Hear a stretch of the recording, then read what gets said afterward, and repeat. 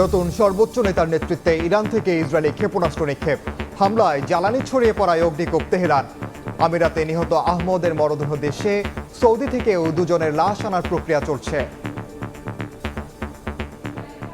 রিয়াদে নিহত হয়েছে তাদেরকে কিভাবে আমরা খুবই শীঘ্রই আমরা দেশে ফিরিয়ে আনতে পারি সেই কাজও আমরা করছি। এই পর্যন্ত 4 জন হয়েছে।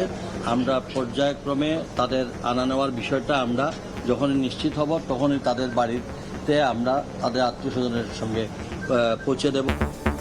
অপরিশোধিত জ্বালানি তেলের ব্যারেল ঠেকেছে $115।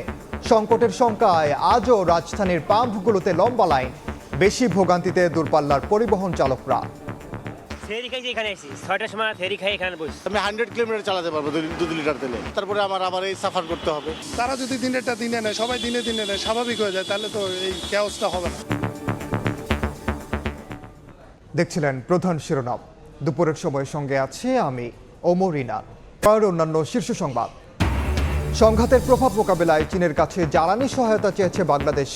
অর্থমন্ত্রীর সঙ্গে রাষ্ট্রদূতের বৈঠক। তিস্তা প্রকল্প বাস্তবায়নেও আগ্রহী বেইজিং। হাদি হত্যার প্রধান আসামি ফয়সাল ও আলমগীরকে পশ্চিমবঙ্গে পুলিশ হেফাজতে জিজ্ঞাসাবাদ। ফেরাতে কাজ করছে পররাষ্ট্র মন্ত্রণালয়।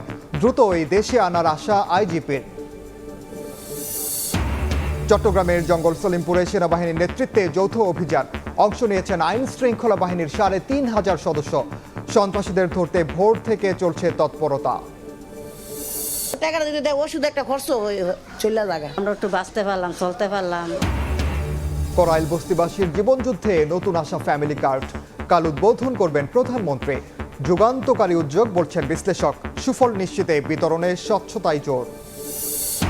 এবং ঈদ ঘিরে রেলের ওয়ার্কশপে ব্যস্ততা। চট্টগ্রামে জরাজীর্ণ 122টি বগি মেরামত করে বহরে যুক্ত।